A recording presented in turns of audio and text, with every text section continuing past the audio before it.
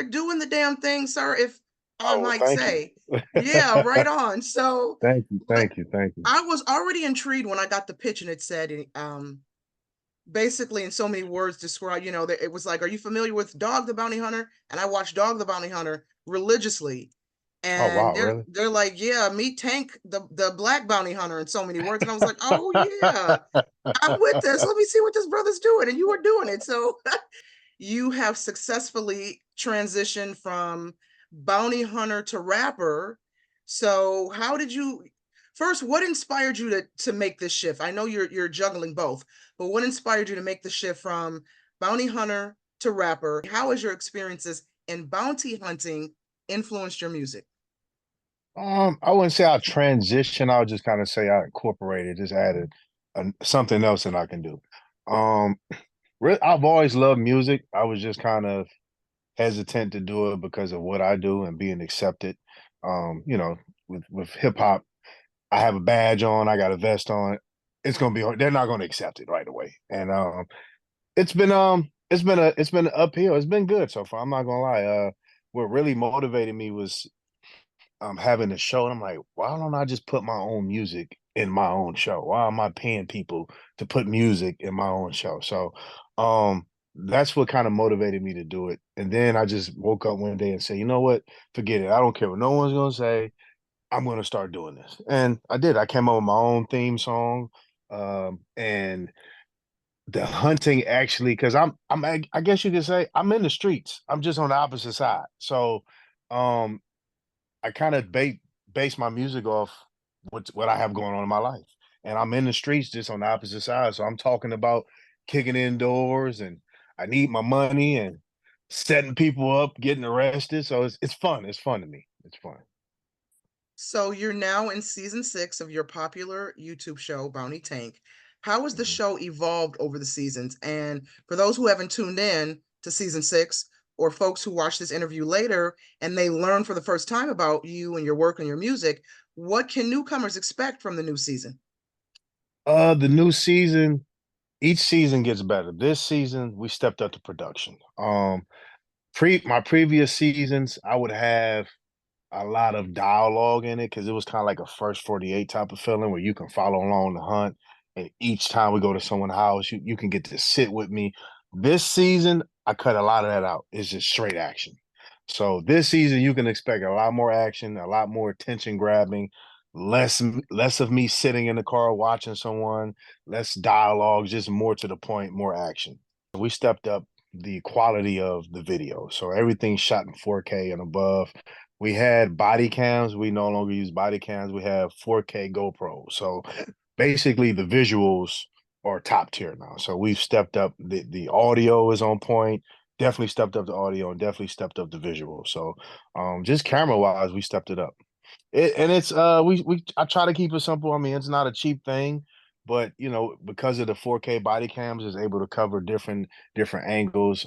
We have two cameramen also we have to come shoot with us. So it's fairly the same, just better quality.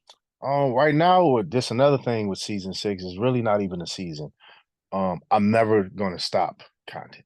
Before I would probably do 10 to 20 episodes for a season and then I would start filming again. But I'm noticing with YouTube and like the algorithm and then just people attention span, period. When you take that long break, people forget about you. So now this time I'm just gonna keep it going until I can't hunt no more or videotape it or record anymore. We're not gonna stop the content. So it's forever going now. You have nearly 800,000 subscribers on YouTube.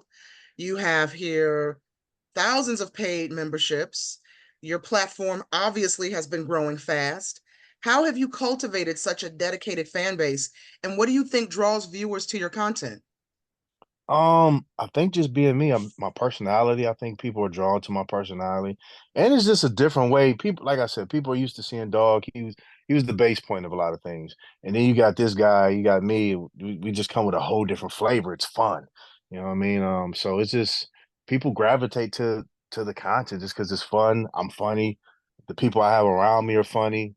The people we're arresting are hilarious, man, and it's raw. It's real raw content. So people like that raw content. How did your education and background in nursing impact your approach to bounty hunting?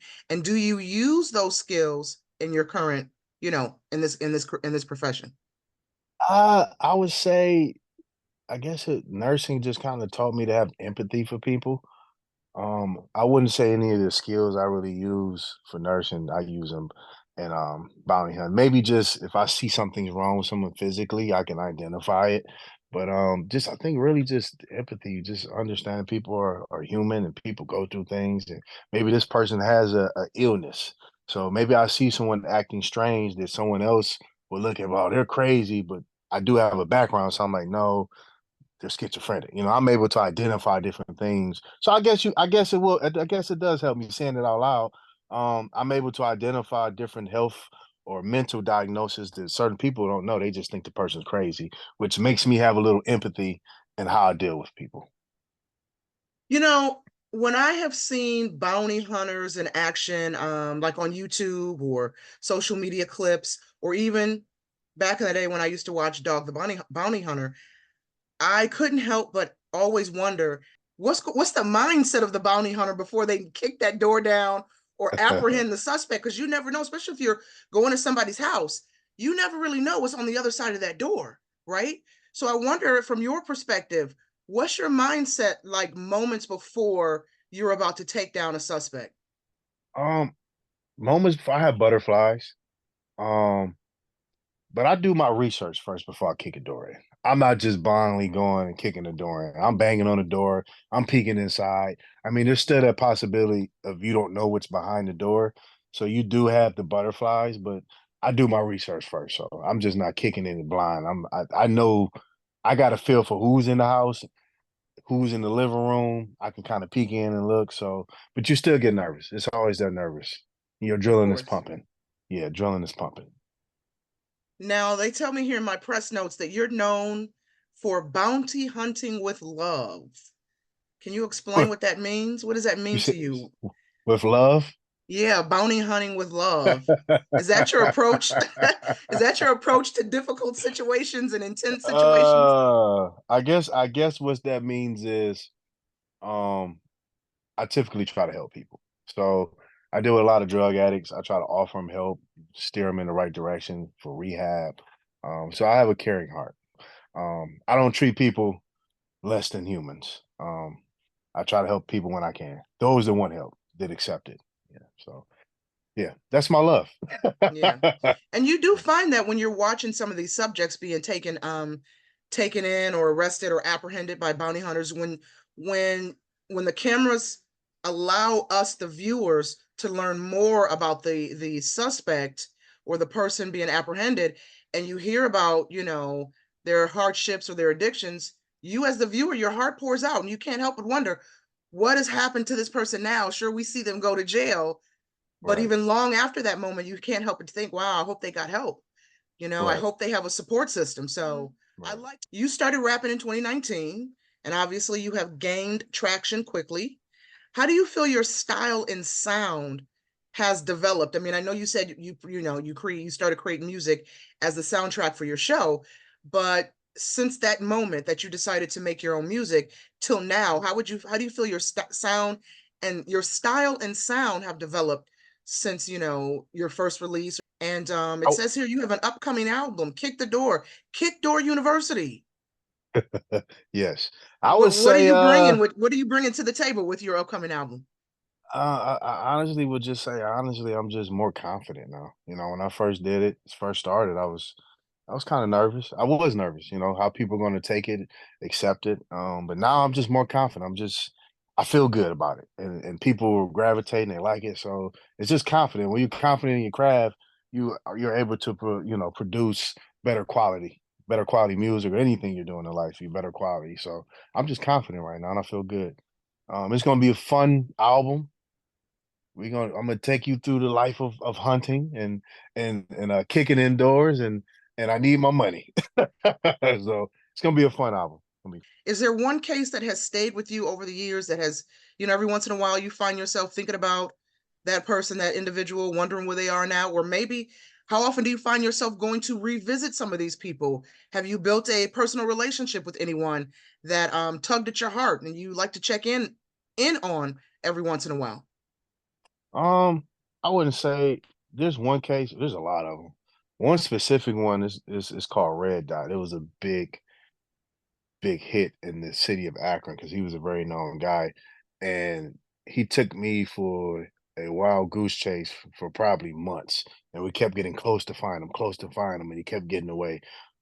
That's probably my most memorable hunt, and it came down to the wire to the day of that we was gonna have to pay the money out, and we wound up finding him. So, yeah, Red Dot, and that's on YouTube right now. That was probably my most memorable one. And I still talk to the guy to this day. I'll see him out. He'll say, "Hey, we talk, dap it up, man. It was number love." Dude would FaceTime me during when I was actually looking for him, actively looking for him. He would call me, FaceTime me, and crack jokes. Like it was a weird situation, man. It was weird. I seen him in the mall once when I was looking for him, but I had my daughter, so I just let him go. I was like, "I'll catch up to you." So it was just like crazy weird interactions where I had to let it go or wait till the next time, or he would call me. It was like a big game. It was a big game. So that was my most memorable hunt. Wow. I'm going back to your bio. HBCU, athlete, nursing school. How did you how did you decide one day I'm going to become a bounty hunter? What led to this career choice? I was in school doing clinicals, and I was just like, I don't know, I want to do something where I can still be athletic. I don't want to be clocking in and be in a building all day. So I kind of looked up being a marshal, but at that time it was a hiring freeze in the government. This was years ago. It was a hiring freeze. So I just kept doing more research, and bounty hunting kind of popped up, and it was kind of like being a marshal. So I looked into it. I got licensed actually while I was in school my senior year, and I just fell in love with it. It was my niche. I was blessed to find something I was really good at a very early age. So I just And how kind of many stumbled upon it. and how many years now have you been working as a bounty hunter? 12, 12 years now, going on 13. Wow. There's a different way to do this. I don't use violence. It's I could probably count on one hand how many times I've had to get physical with someone. So I think people are kind of amazed how I'm able to de-escalate situations before they even happen. So yeah, you got this gigantic guy coming in, kicking in the door, and he's arresting people with no violence. It's kind of shocking a little bit. So yeah. As a former athlete at Hampton, what lessons from your time as a student athlete have helped you in your journey through bounty hunting? I would say discipline. You have to have discipline and you have to have patience. And I learned that a lot playing collegiate sports. So that definitely tied into what I'm doing in life right now. It runs parallel. Patience, dedication, and discipline, because you have to have it pretty much in any type of field that you're doing to be successful in. So I definitely thank football for the discipline and the hard work. Yeah. If I will tell you this, we have the Bounty Tank mobile app out right now. It's called Door Kick. So if you want to kick some doors, you can download it in your Google Play. You can download it in your iOS app. It's called Door Kick, and you can kick doors in. Well, we have to download Door Kick to find out what that means. Is that Oh literally yeah, or you're symbolic? literally kicking Some indoors. Yeah, Oh you're wow, literally gonna okay. be kick doors in. I love it. I love it. All right. Well, thank you, Mr. Tang. Thank you for giving me your time. I will not hold you up any further. I really appreciate you speaking with me today. Thank you so much. Thank you, Tech. Thank you.